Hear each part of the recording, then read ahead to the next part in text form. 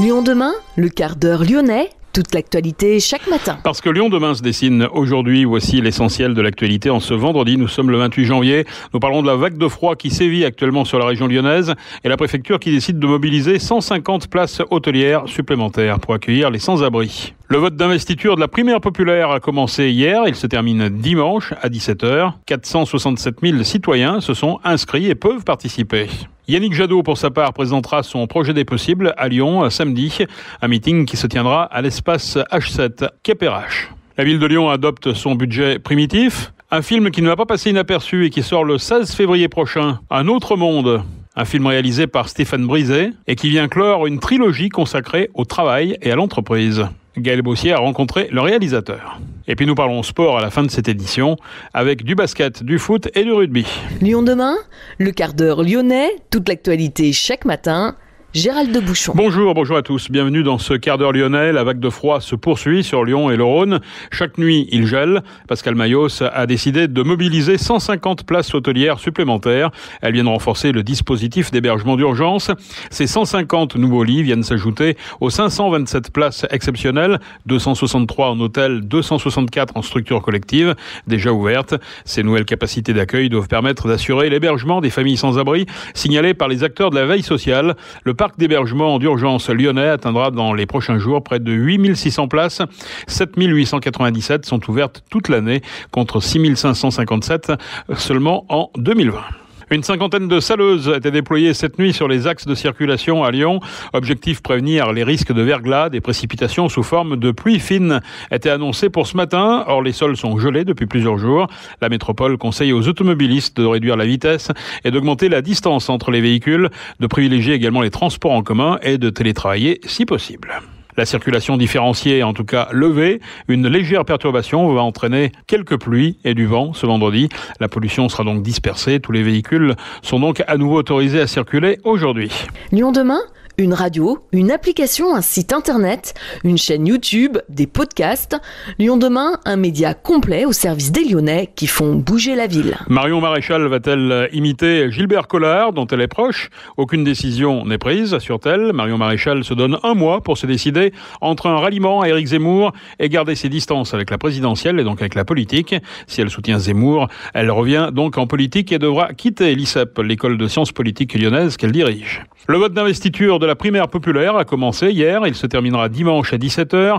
Près de 467 000 citoyens sont appelés à évaluer au jugement majoritaire les 7 candidats en lice, à comparer aux 22 000 militants en PS, 122 000 écologistes, 260 000 insoumis qui ont désigné leurs candidats respectifs. Les votants sont appelés à départager les candidatures à partir de 5 mentions de très bien à insuffisant. Yannick Jadot, lui, présentera son projet des possibles à Lyon ce samedi. C'est le 3e événement national de sa campagne. Grégory Doucet, le maire écologiste de Lyon, prendra la parole à 15h avant une table ronde des maires écologistes en présentiel et en duplex, animée par Éric Piolle, le maire de Grenoble, et Yasmine Bouaga, la maire du 1er arrondissement. Le thème, la République des territoires. Comment changeons-nous déjà la France ? Un discours de Yannick Jadot est ensuite prévu vers 16h. Un meeting qui se tient samedi à l'espace H7 Quai Perrache. La ville de Lyon adopte un budget primitif de 823 millions d'euros pour 2022, 630 millions consacrés aux dépenses, 152 aux investissements. La municipalité écologiste prévoit de créer 47 postes de fonctionnaires et d'augmenter les salaires de ses employés pour un total de 7,1 millions d'euros. En prévision des possibles perturbations liées au Covid-19 en 2022, la ville a budgété 2,5 millions. Budget adopté à 48 voix pour, 16 contre. Des affiches sont apparues dans la nuit de mercredi à jeudi sur des façades d'immeubles du Grand Lyon. L'Union des étudiants juifs de France a apposé en effet des affiches aux adresses où habitaient les 119 enfants partis pour Auschwitz durant l'occupation. Une action en mémoire des déportés, en écho également à l'anniversaire de la libération du camp d'Auschwitz. Un rappel de l'horreur nazie qui se veut comme un cri d'alerte dans la société d'aujourd'hui. À Montchat, les étudiants ont ainsi voulu rendre hommage à Laure Dreyfus, 12 ans, rue de Saint-Cyr dans le 9e. Une affiche a été apposée pour rappeler la rafle de 5 enfants habitant tous à la même adresse. Lyon demain, média agitateur d'idées. Stéphane Brisé, réalisateur de 9 longs métrages, s'intéresse à des sujets comme un journaliste. Il se documente, rencontre des témoins et mène une enquête avant de passer à l'écriture d'un scénario avec son co-scénariste Olivier Gors. Après La loi du marché en 2015, En guerre en 2018, Un autre monde, son dernier film, vient clore une trilogie consacrée au travail et à l'entreprise. Gaël Bossier est allé à la rencontre de Stéphane Brisé pour en savoir plus sur ce film, annoncé sur les écrans le 16 février. Stéphane Brisé, je suis ravie de vous rencontrer. On parle de votre film qui sort le 16 février prochain, qui s'appelle Un autre monde, que vous avez coécrit avec Olivier Gors, sur l'histoire d'un cadre d'entreprise, une grande entreprise, parce qu'il y a plus de 500 salariés, qui est pris en étau finalement entre des injonctions contradictoires diverses. Je crois que pour construire votre film, vous avez rencontré énormément de cadres.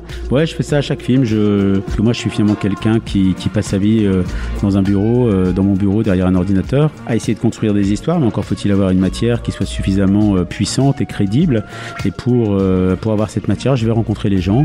Alors, je pars de l'intuition d'un endroit du monde qui est intéressant à regarder. Et puis ensuite, je vais, comme un journaliste, rencontrer les gens.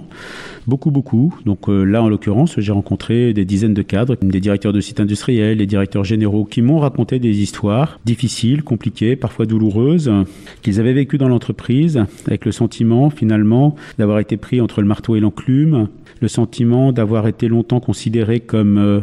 on les a voulus pensants et aujourd'hui, ils avaient le sentiment qu'on ne les voulait plus qu'exécutants. Et ce transfert-là a été source de grandes difficultés, de douleurs. Et puis, ça s'est mélangé avec la vie personnelle. Et c'est toutes ces histoires qu'on m'a racontées que j'ai voulu raconter dans le film. En tout cas, vous vous intéressez au travail. On l'a vu, bien sûr, avec les films précédents. On peut presque parler d'une trilogie avec En guerre, La loi du marché et aujourd'hui Un autre monde. Celui-ci, il est différent parce qu'il y a une part pour l'intimité du personnage que joue Vincent Lindon, qui est très importante. Et puis, bien sûr, il y a la superbe Sandrine Kiberlin, qui est magnifique et puissante aussi dans le film. Il y a vraiment ce contrepoint et je vous disais tout à l'heure, Un autre monde, pour moi, c'est les deux mondes qui s'opposent entre la cruauté de l'entreprise et cette forme de tendresse qui est entre les deux personnages. Ouais, il y a de l'amour entre eux, il y a beaucoup d'amour et pourtant c'est un couple qui est en train de se séparer parce que c'est plus possible, parce que il a ramené depuis des années ses inquiétudes du travail à la maison. Donc sa femme lui dit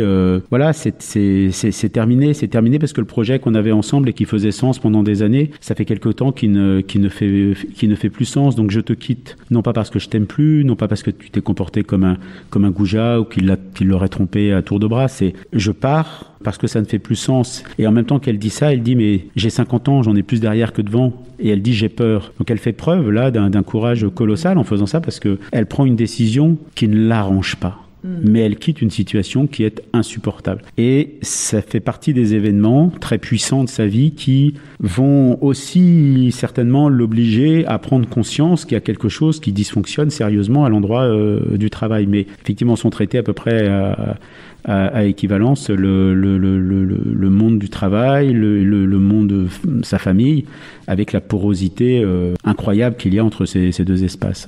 Vous disiez tout à l'heure dans la conférence de presse, et j'étais tout à fait intéressée, sur la manière en fait dont vous allez communiquer aujourd'hui sur un réseau professionnel qui s'appelle LinkedIn, avec une petite vidéo de 2 minutes, extrêmement punchy, extrêmement efficace.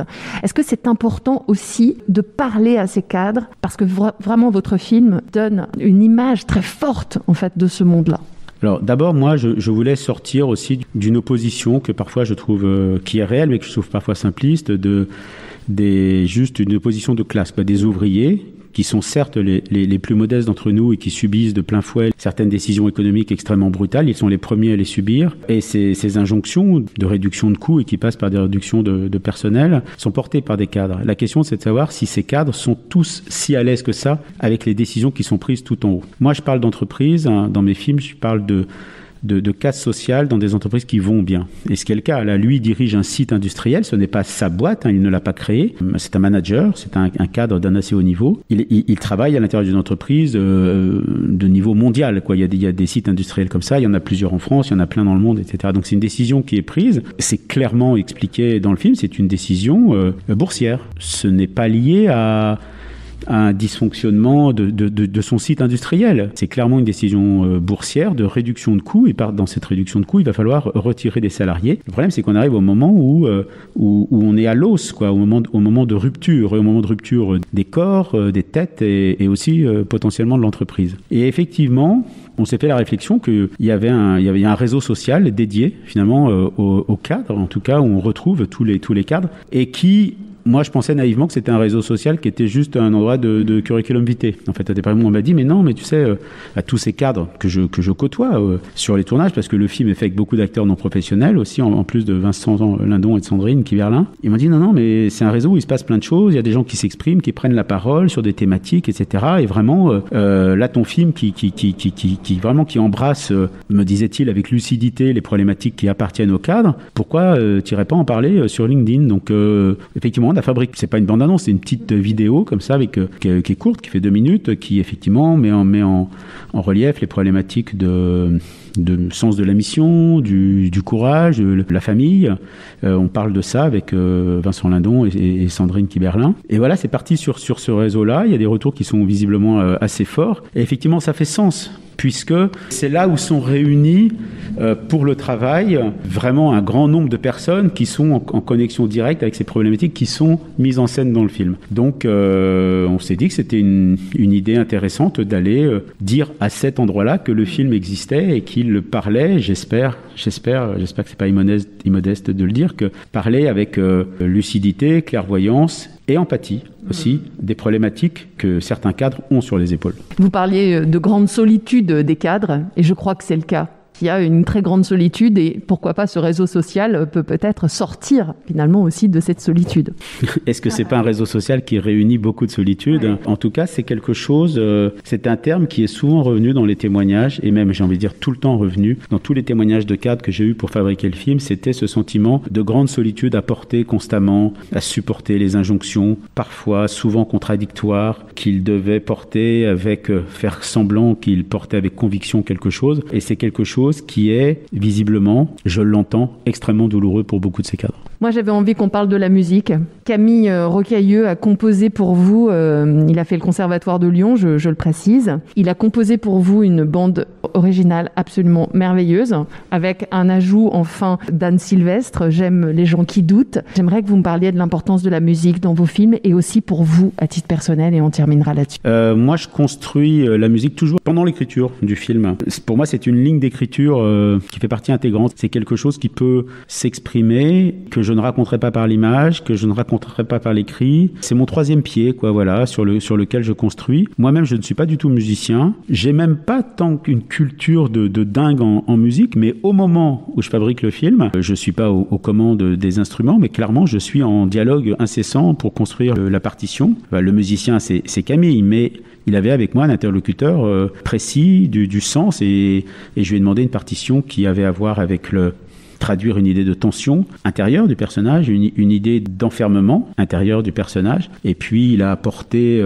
quelque chose d'absolument sublime avec une voix lyrique qui vient par-dessus, qui vient peut-être révéler un paradis perdu chez ce personnage. En tout cas, c'est vrai qu'il a composé quelque chose d'assez puissant, juste, qui trouve sa place dans le film d'une manière assez incroyable. Et c'était ma première collaboration avec Camille, comme c'est le cas à chaque fois sur chacun des films, parce que j'ai fait 9 films et c'était avec 9 compositeurs différents. Je change à chaque fois de compositeur. En tout cas, je trouve que là, c'était une belle recrue quand même. Merci beaucoup Stéphane Brisé. Je vous laisse partir pour la projection de votre film en avant-première, puisque je rappelle qu'il ne sortira que le 16 février prochain. Merci beaucoup. Merci infiniment. Merci Gaël. Les sports à présent, basket en Euroleague, et l'Asvel largement dominé à Barcelone. Les Villeurbanais n'ont jamais existé en Catalogne. Le Barça, vice-champion d'Europe, ne leur a laissé aucune chance et s'est imposé 84-71. L'Asvel joue à Nanterre demain samedi. Le départ possible de Bruno Guimaraes pour Newcastle se précise. Le joueur a donné son accord à Newcastle. L'Olympique Lyonnais finalement ne chercherait pas à le retenir. L'OL serait en quête d'un remplaçant toutefois. Romain Fèvre, 23 ans, 7 buts en Ligue 1 cette saison, veut quitter Brest.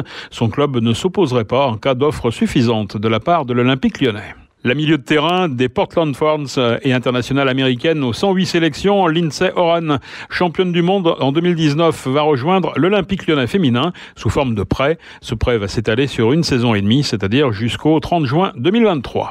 En rugby, Félix Lambet a donné son accord afin de poursuivre sa carrière jusqu'en 2025 au Loup.